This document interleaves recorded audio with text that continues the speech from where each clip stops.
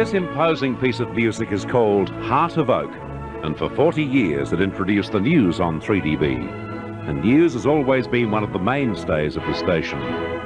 One of the largest news-gathering organisations in the world, the Herald and Weekly Times, has always physically towered over the studio areas of the station. The grand old lady of the print media, so much in the news of recent times, has at various times in the past proven to be a wonderful ally in our news endeavours. At other times, she's seen us simply as a poor cousin or just radio, who cares? Whether our master or mistress has been on side or not, 3DB has always enjoyed a great reputation for news and the gathering of same. In the modern era, men like John Worthy, Peter Van and Arthur Higgins hold enviable reputations. In the years gone by, some of the finest radio newsreaders ever to turn the page of a news bulletin were here at 3DB. Testimony to that is that Melbourne's three major television newsreaders all started at 3DB: Brian Naylor, Mel Walden and David Johnston. The doyen of them all, Sir Eric Pearce, allowed his dulcet tones to harmonise with Heart of Oak back in the 40s and 50s, establishing on radio that extraordinary news style of credibility and charm that translated across the television with so much success. For over 30 years, the most identifiable news voice on our station was Jeff McComas. He played many roles at the station, but he'll always be remembered especially for his magnificent news presence. He was an inspiration to a number of our present DBers.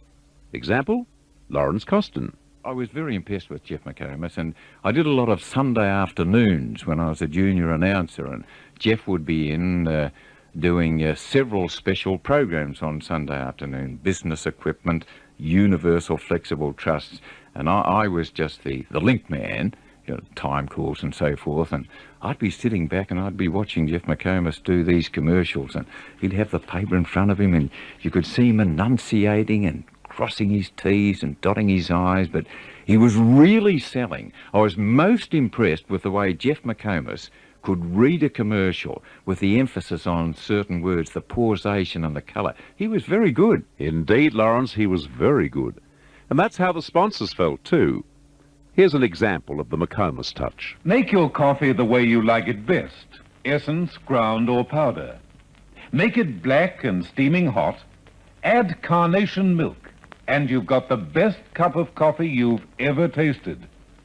Double rich carnation makes any coffee taste better, gives a rich, creamy smoothness, brings out the real coffee flavor.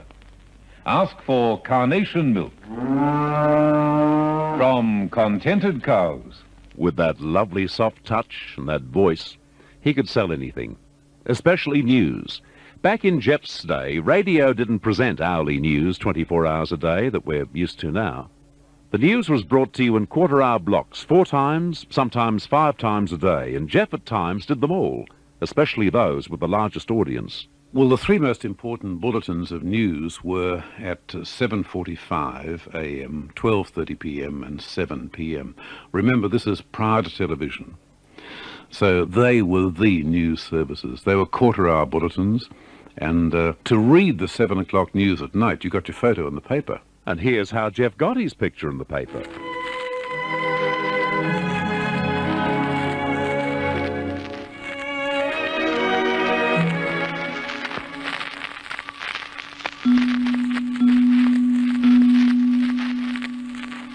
Ladies and gentlemen, we interrupt this broadcast with a news flash from the Herald. I've just been informed that His Majesty King George VI died peacefully in his sleep at Sandringham a few hours ago. The King was 56 years of age. That's all the information we have at the moment, but repeating that news flash from the Herald: His Majesty King George VI died peacefully in his sleep at Sandringham a few hours ago. God save the Queen.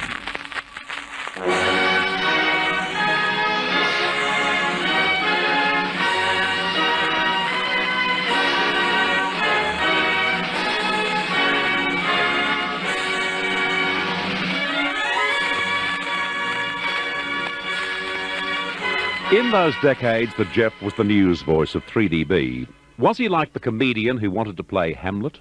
Did he feel restricted by the written script? With variety performers like John Stewart, Dick Cranbourne and Bill Collins around him, did he long to loosen his tie, dare I say, let his hair down, and join in with his variety colleagues? No, I never considered myself a variety performer. I can't sing and I can't dance, and I can't do any of those things. I don't really see myself as a variety person.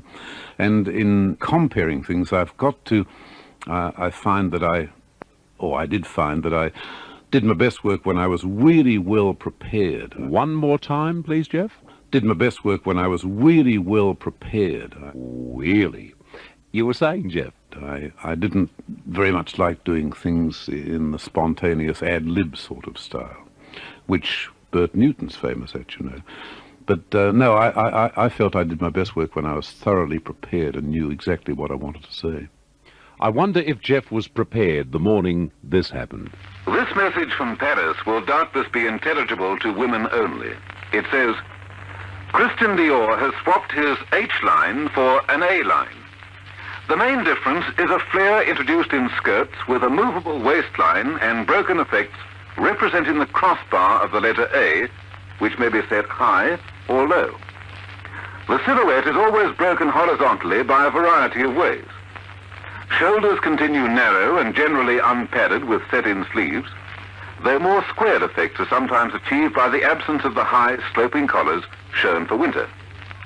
The sleeveless armhole is a leading trend for streetwear as well as for formal clothes.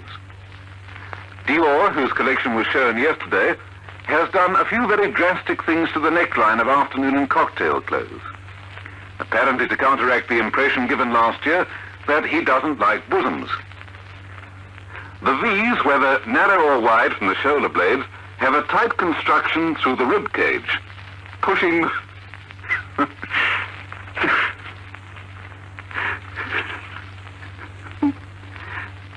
One deep plunging V is cut to the bottom of the rib cage.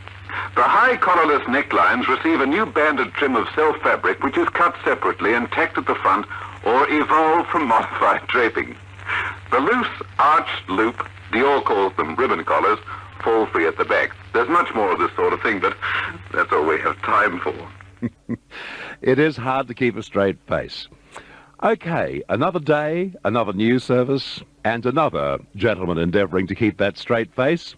A fine DB voice from the past, Roland Redshaw. Lunchtime crowds parted and traffic snarled as a nude man ran past the taxation department in the heart of Sydney today. Eyewitnesses said the man appeared from completely nowhere, naked and obviously distressed. As women screamed, he ran along the pavement and into Martin Place. He slipped on the wet roadway and drivers... I beg your pardon.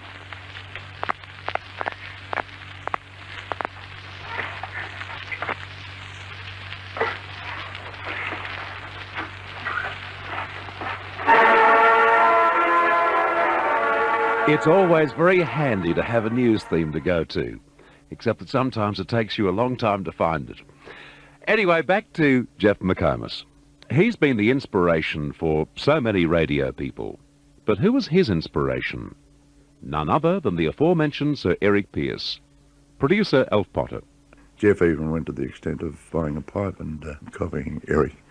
He really adored Eric Pearce and admired his presentation so much because Eric was the peak of sophistication as far as radio was concerned. And what does Jeff himself have to say about his mentor? In those days, and I'm talking of the 1940s, the late 40s, early 50s, he was the identity of the station. He read the news at the most important times of day. Most people thought, in the community at large I'm talking of, most people thought he was the, if not the manager, then certainly the owner of the station. They had heard of Dave Worrell somewhere in the background, but Pearce was the person who was the station of 3DB. And I think he put an enormous stamp on the station in those particular years, which lasted, I suppose, for about 20 years or so. And how does, my dear friend, Sir Eric Pearce reflect on his 3DB years? I think that it was the most stimulating time that I had in my early life. I was with a bunch of people associated with 3DB and the Herald who were wise, supportive, and to whom I was able to give my loyalty. I learned an awful lot. I met a lot of very, very interesting people during my time there, and I don't think I shall ever forget it. I'm still very fond of it. But what's the secret to Sir Eric's technique in radio? And, for that matter, in television too? I've always imagined this microphone, into which I'm now speaking, and the camera and microphone combined in television, represented Betty and a group of close friends. When I was reading news, the kind of expression I would get would come not consciously, perhaps, but through that philosophy which I developed over the years. And I've never been inhibited. I've never, ever been inhibited about standing in front of a microphone. And that may have something to do with my ego. I don't know. We've all got it. But I try to keep it under control, as I'm sure you do, and most other people I know who've been successful keep it under control. But you've got to have it to get anywhere. And certainly Sir Eric Pearce did get more than somewhere or anywhere. Regardless of what his original plans were for his professional journey, what evolved was one of the most successful and inspiring careers in both radio and television.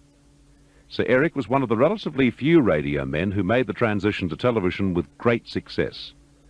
But more importantly, his reputation as a man should be envied by one and all who work in this industry. His segments are pre-recorded, so he isn't in the studio with me at the moment. But let me report that this delightful gentleman, in his early 80s, is recovering well after a successful operation. He's still in residence at Channel 9, and he's still the best. For once in my life, I gave the final word to Eric. Well, to all of you, anyhow, it's been a great privilege and a great pleasure to be associated with this historic occasion. And may I end up with something many of you perhaps will recognize, my usual salutation. I don't know that I'll say goodbye, but it won't be goodbye, I hope. But in any event, I'll say au revoir, and God bless you and you.